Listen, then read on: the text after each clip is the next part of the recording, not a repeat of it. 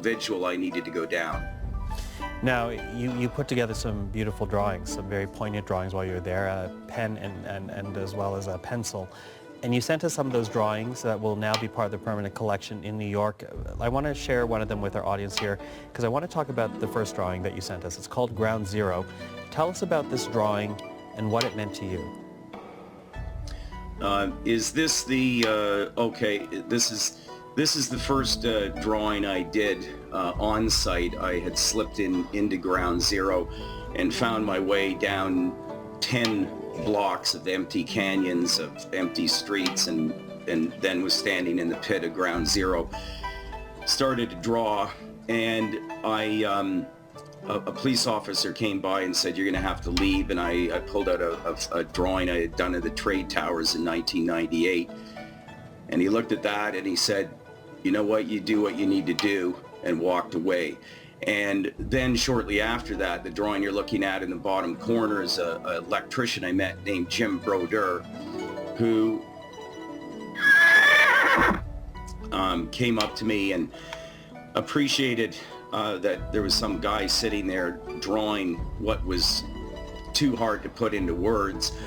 And he shared with me that he had lost 16 fellow workers, 16 fellow electricians that day. And he survived out of 2 or 3 other guys.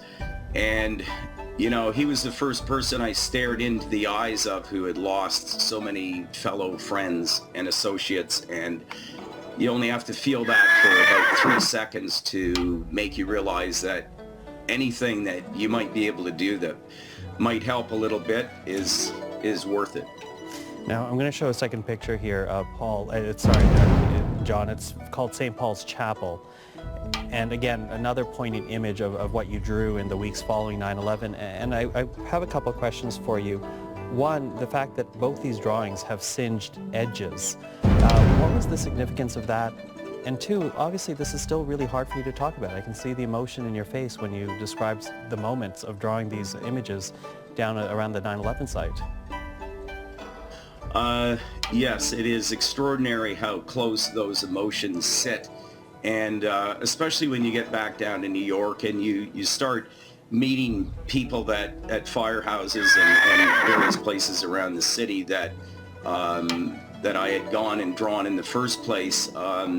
And again, the feeling and the sorrow that you feel when you speak to somebody that has lost a loved one, it's such a special moment that you share with them. And as hard and as awful as and sad as it is, in that little conversation, somehow some love comes out of it.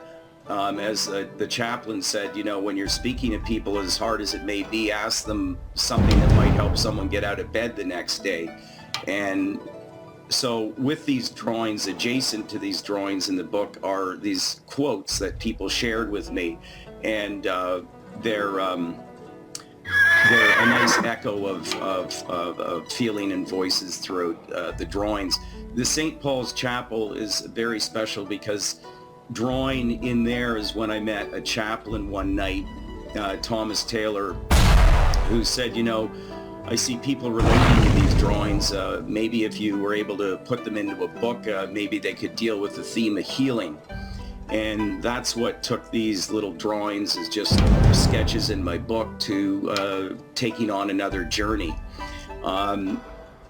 5 years after this project was done and this book was sent out to the families, you mentioned the burnt edges. I had a studio fire in 2006 at Dovercourt in Westmoreland in Toronto, and the whole building burnt down, and the only art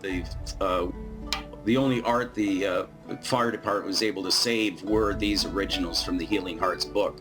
Mm-hmm. So that was very special.